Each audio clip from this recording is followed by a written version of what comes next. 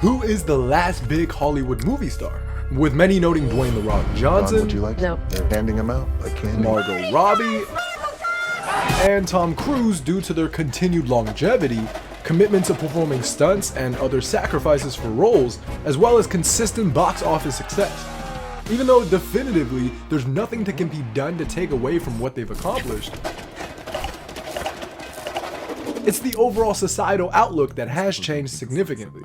Back when social media wasn't even a thing, so like the 80s. Before the OG blogs even existed, stars like Eddie Murphy. I read the manifest, all right? They're expecting another shipment in today. Never mind Bogomil. This is a chance for me and you to blow this case wide open to two of us. What do you say? Come on. Look, Axel, I wish I could, but I can't. Why? Because Bogomil would kill me.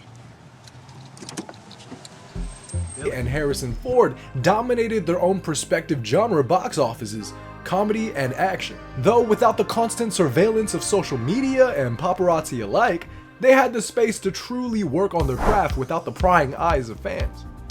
Giving way to the ever-prevalent diminishing of method acting all across the industry as modern stars begin emerging. From once a fundamental Hollywood criteria, Mauser, I'm in the royal suite. I saw you in the lobby yesterday. Okay. Well, I never talked to an actual movie star. You know something of a performer too. Are you? Yeah, you don't believe me? You what? to now only being honed by the best of the best. Lone Wolf. Well, I've news for you. Formula One is a team sport. Now, in no ways are their lives easier, as today the Hollywood machine has an equally challenging competitor ready to snatch at any bit of profit left from the already dwindling ticket sales. When newly emerging giants like Mr. Beast, Thank you, everybody. That is right. I officially own the NFL, and I think it's time for some changes. Kai Year, Cenat, right? Definitely was. Every goal, every achievement, new properties, streaming university. Every Phase Reloaded, amongst others, are garnering bigger and bigger chunks of audience attentions.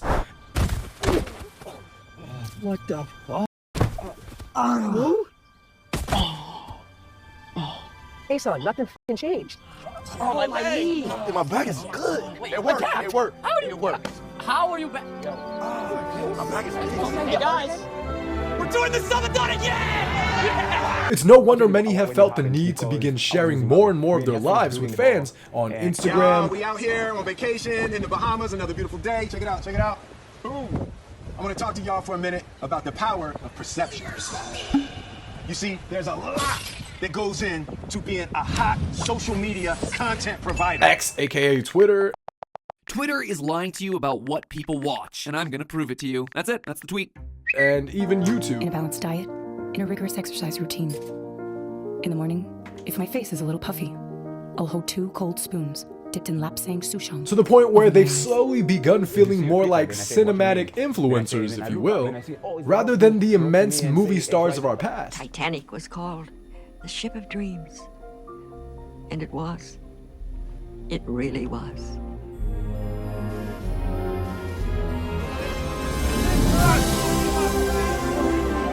And that's really where they I like to up. meditate while I work on my Even craft. though initially the influx of income were most likely significant, not to mention immediate, with Hollywood actors' notable esteem throughout the world from the work, it's not surprising that Dwayne Johnson can get 250,000 subscribers off the bat after only a few hours following his official channel launch back in 2016. Probably looking at my eyes. How did that happen? Well, have you ever heard of the Ultimate Fighting Championship, the UFC? The channel's partnership with his own production company, 7 Bucks Production and Studio 71, allowed that number to reach 1 million in just a couple of weeks, and countless lucrative brand deals and sponsorships from the start as well. Without his movie career as his resume, it's highly unlikely some average Joe could have pulled off the same rise to the top. You don't look like an intergang. We're the Justice Society. Even other YouTube stars we know whom broken subscriber records of their own had transferred over popularity from other past platforms like Vine and Musical.ly. But when your career relies on your personal notoriety compared to that of your contemporaries, where movie deals depend on how the general public views you, public perception becomes a tricky endeavor not to be played around with. I'm here. As unlike influencers whom through relatability and full transparency garner the addictive parasocial relationships we see today, It's free real estate. the mystique and glamour of Hollywood stars are what creates their death. The many rumors surrounding an influencer might be faced with the video clearing the I had air. a severe and continuous lapse in my judgment, and I don't expect to be forgiven. I'm simply here to apologize. But the same only adding on to an actor's appeal. Man, this is blue screen. In fact, I'm gonna keep it 100 with y'all. I haven't looked like this good in years. I've been totally computer generated since like the 90s. This really simmers down to a cake and eat it too type of lesson. Throughout the sometimes years of downtime between production for films, these cinematic influencers thought they could start their own passive incomes on the side, while still making hundreds of millions of dollars for every movie role. However, they failed to recognize the ambivalent relationship at play between cinematic fame and digital accessibility, as the more you pop up onto the screens of fans, Nothing's real.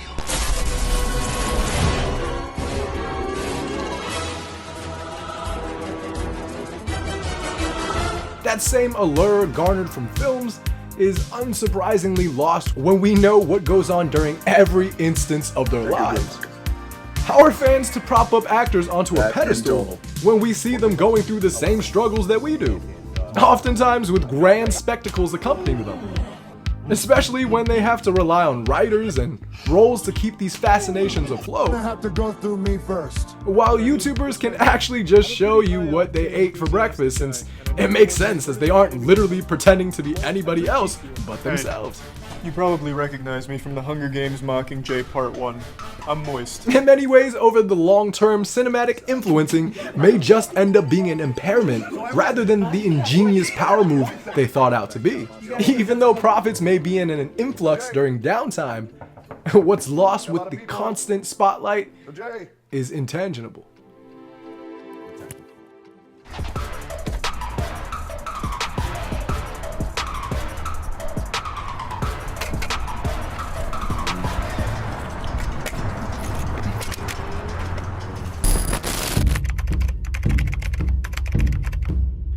Gone are the days when traditional movie stars could guarantee a film's box office success simply by being in it. Now every other film is littered with cameo after cameo in an attempt to muster hype through online virality, though cinematic stardom is in and of itself subjective and debated. Industry staples like Leonardo DiCaprio and Tom Cruise, both with decades-long careers and massive global appeal, fit the classic definition more closely than most contemporary actors. Cruise has been a top box office draw for well over 35 years, while Leo treads close behind with 24 years of experience. I'm not kidding.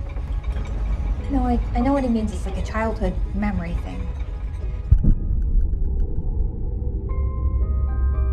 With both of their films grossing over $11.5 billion and $7.2 billion worldwide, respectively. Two of the few actors who have maintained their star power for multiple decades now, they have both transcended national borders and are recognized globally. With Cruise being considered one of the most successful film stars worldwide, particularly in Asian and other international markets, his iconic Mission Impossible series exemplifies his work ethic and performing his own breathtaking stunts, adding the unique and high-stakes quality to his films that he's known for and audiences just can't get enough of. Though, that's not to say there isn't both national and international appeal with newer superstars. However, in many ways, modern movie stars stand as beacons for franchises to jump off of and accentuate itself to a current audience. While in the case of draws like Cruise and Dwayne Johnson, they themselves are the franchise. Unlike the modern MCU and DC cinematic films, where the comic book characters are the main draws for fans to line up for, audiences inadvertently go to see a Mission Impossible or Jumanji film specifically because Cruise or The Rock is in it. Sometimes. You can't deny the similarities and parallels between the likes of DiCaprio and newly rising star Timothée Chalamet. Both having rapid rises to fame at young ages, DiCaprio at 17 in There's Critters all kinds 3, of wild animals and shit. and Chalamet at 18 for Men, Women, and Children. The two even share early career focuses on acclaimed indie dramas and receive critical praise for their talent, not to mention professional relationships with key directors of their decade. Well, I think we are mostly is a very immersive experience into the identity of people that I love to describe. Both having become cultural icons for their respective generations, capturing public attention and sparking fan devotion. However, Leo maintains a level of star power that can secure funding for a film just by his attachment, giving way to the phenomenon of noting all of his newer works as just new Leo films. While whether it be Dune, Wonka, Ladies and gentlemen of the Gallery Gourmet, my name is Willy Wonka. or even 2014's Interstellar, each of these Chalamet releases, the franchise itself took spotlight precedence over our star. Now, you could argue that Timothy is still a lot younger, and at his age, Leo wasn't at the pinnacle of Hollywood either. But even in the 1990s, regardless of the film culture at the time, DiCaprio was still highly selective with his roles, prioritizing diverse, challenging, and often independent projects. Even after the success of Titanic, creating the global superstar that we know today, Leo resisted typecasting and consciously chose performance-driven films over mainstream commercial blockbusters. Even though Chalamet does too have his own array of indie projects, you can't argue the mainstream appeal of some of his bigger works. Nevertheless, there still is much to be said on the industry-wide trend, preferring bigger blockbuster franchise standards, to the point where the very definition of a movie star has evolved. With the rise of intellectual property, franchises, sequels, and cinematic universes often now have more drawing power than any single actor can feasibly garner. A hero in an MCU drop is the attraction, with the actor being an addition rather than the primary reason to go see the film. The insurgence of streaming services did not help the matter either, as the growth of Netflix, Hulu, HBO Max, and many others have also decentralized the star system as well, making producers far less dependent on theater box office numbers when they can rake in double the profit from streaming commissions. To the point where producers have evidently been more focused on filling up their catalog for Netflix rather than creating fully realized novel bodies of work. Avatar, the 2009 sensation, breaking countless box office records, becoming the highest grossing film of all time, not only in the US, but numerous international markets like the UK, China, and South Korea, reaching $1 billion in revenue and beyond in just 19 days flat. After its decent sequel with The Way of Water in 2022, James Cameron has already set into motion Avatars 3, 4, and 5, is the only pure thing in this world, with the respective release dates being 2025, 2029, and 2031. This milking of confirmed successful franchises over and over in the modern day is not just by 20th Century Studios, but from all of the big name production companies in Hollywood. After the completion of our reimagined Jurassic Park trilogy, with Jurassic World Dominion in 2022 feeling like a closing of that chapter, as the story of prehistoric dinosaurs coming back to life as a theme park had already been told through Sam Neill, and retold through its entirety with Chris Pratt. But nope, Steven Spielberg, our famous executive producer, tasked David Koepp with designing a new adventure of our Jurassic World. Cause, you know, money's tight right now. Which became Jurassic World Rebirth, starring Scarlett Johansson, coming to theaters near you July 17th, 2025. And then most likely to streaming services a couple of months after. Cause, you know, money's tight right now. More or less. More or less?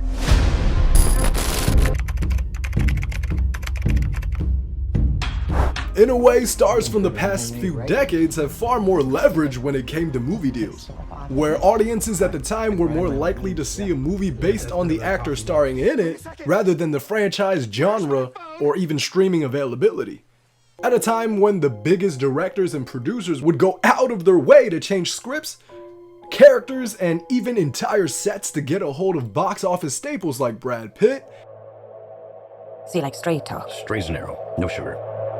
or Will Smith. It's been a problem ever since I was a little boy. Actually, I think it's gotten worse as I've gotten older. I thought I had it under control, but I'm literally experiencing it right now. Oh, and how would you define this problem? Today, the goal has shifted to signing the actor that most resembles the character from whatever franchise they're planning on reimagining next.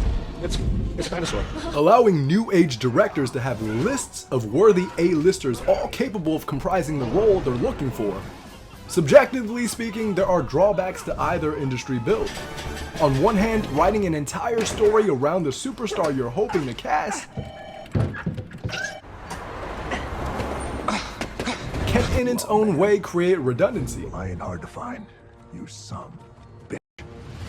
Where typecasting gets spammed repeatedly, it can end up with stars replaying the same roles over and over again. We're sorry. You have reached a number that has been disconnected or is no longer in service. Oh shit. If you feel you have reached this recording in error, please check. Come on, Seal. Even if Dwayne Johnson never added the clause in his contracts where he can't ever lose a fight or get demolished on screen, we still generally know how his movies are gonna go. Alpha Dog reluctant with his unchanging environment. Where you from, One Direction? Iowa? Iowa. You heard of it? Yeah, I know what it is. Either on his own regards or cosmic intrusion is placed into a new environment in which he must navigate. Shut your mouth, Brenda. My name's not Brenda. Many times with ease. Then, after learning a few lessons and bagging the baddie of the film, returns home changed. The end. Y'all can say that to Universal Pictures now. Full support. But at least this way, there's still unique stories being written to illuminate these traits. When the story is more designed to reimagine another story already released, many times in a completely different medium and cultural time period, a lot of instances the execution just falls flat. When your story has already been created with differing intentions in mind, even the more enticing aspects of our past franchises come off as more dull the second time around. Who the hell are you? I'm what you might call a champagne problem.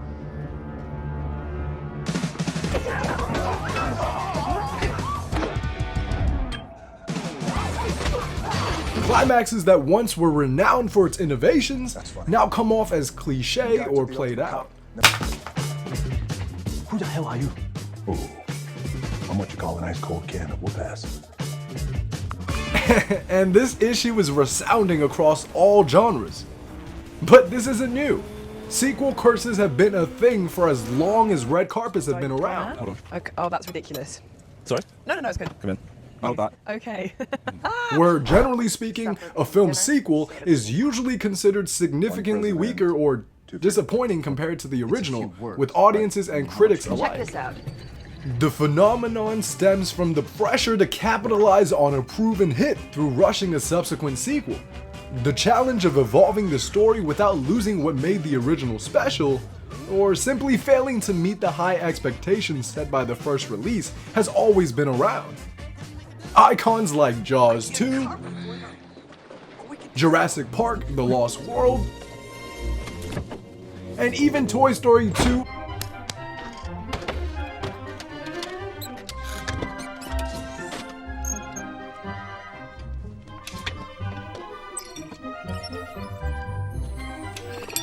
and Godfather Part 2. Michael, is it true? Don't ask me about my business, Kate. Is it true?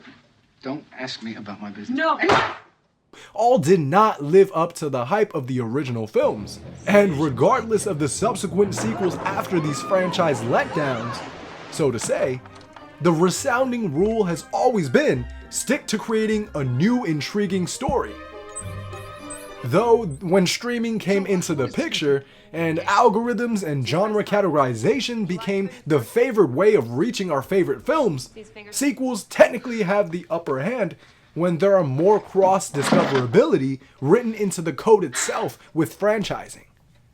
That's why even if a new age star wants to go the DiCaprio route and focus on well-written indie films, their selectiveness is mitigated by the industry-wide pressure for blockbuster franchises, to where modern actors must distinguish between where they want to fall on the line drawn between being an artistic visionary or focusing on the bag and chasing franchising diffusion.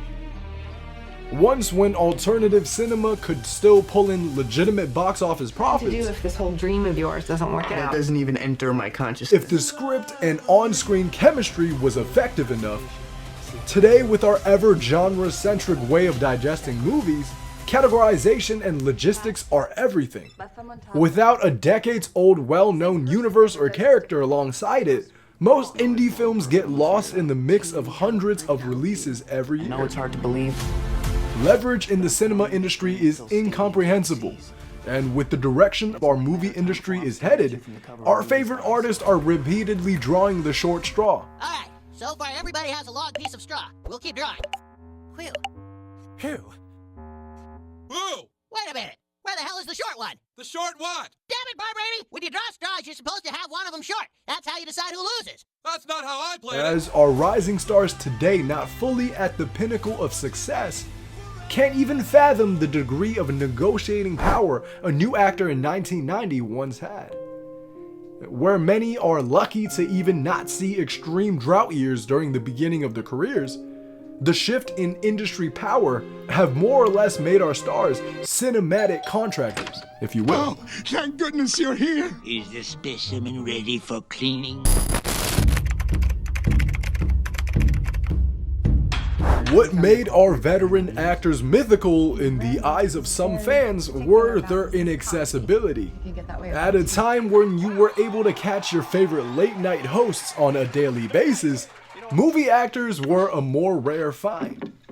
As you made your way up the food chain, the less likely you and paparazzi alike were going to find those A-listers walking about. But now it's as if they were giving their likeness away for free. As the bigger superstar you are, the more you should interact with those adoring fans on apps like Instagram and Twitter, still not calling it X. No, not doing it. Just not. When there's also monetary incentives that come with higher engagement on these platforms, why not go with trends and share as much as possible of your daily lives? To the point where actors' stories end up being longer than influencers, and whether due to the contractual limitations set by their agents and producers at the time, it somehow comes off like a shell of its counterparts. I mean, I get it. If you're Dwayne Johnson, you can't be caught making corny jokes or showing any signs of flaws in your life, as that could possibly have counterintuitive effects on your career. But the quirkiness and imperfect nature of most influencers are what bring them character and their own unique blend of allure. When your brand is based off of your own interests and hobbies, transparency equals relatability. Since at the end of the day, influencers are just regular Joes with a passion for content creation. While with an actor, their careers, public perceptions, and even sometimes physical appearances must be tweaked and fine-tuned for whatever project or audience they have in mind next. But when you transition that over to the social media landscape, whether you're making lifestyle vlogs, streaming on Twitch, or even making content on Instagram, your fan base expects a certain amount of consistency. Not in upload times or quality in videos, since with the production teams at play, this won't ever be a long-lasting issue. But their personalities. YouTube fans aren't really going to know how to feel when 1 month you act bubbly and energetic prior to your animated movie release, 2 million subs, as we call it, because that's how it's cool speak. but then switch up to be hella aloof and spaced out on the next for an LA noir style flick.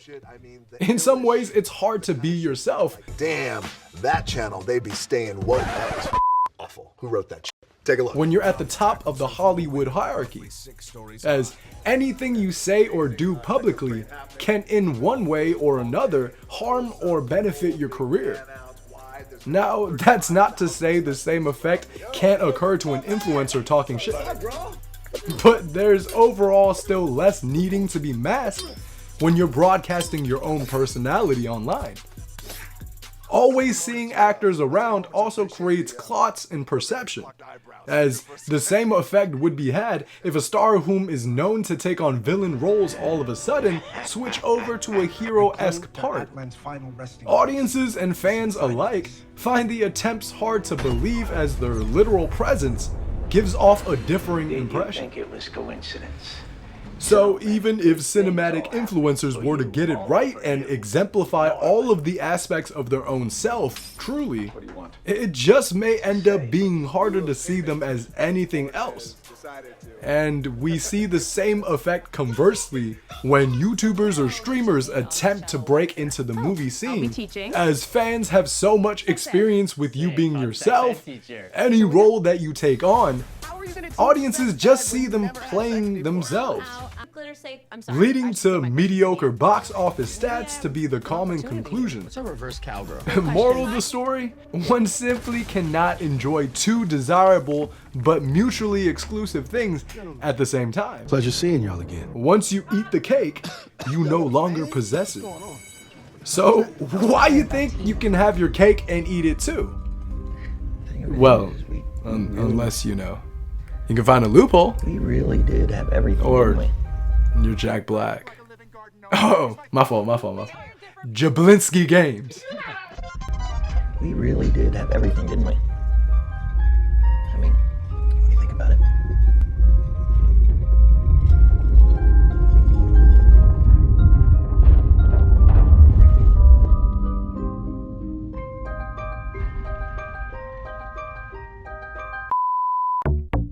Can you make me understand? I like pretty girls. Gone on. Wait. What the heck? What the hell? What the hell? After its descent sequence, its descent into darkness, somewhere sunny, sweating with 2 spritz in my tummy. I mean ravioli with a pizza with the honey. I'm hope for the week, you dummy. Tanning her tone for the Sauvignon Blanc. Been a long week, she did not miss home. She topless, I'm in Marseille, France. It's 98 degrees, so the sunscreen on. My boot only like boutique hotels. I booked that cause of Brain Cornell. Poolside D&D, no sell. The sunset looks so pastel.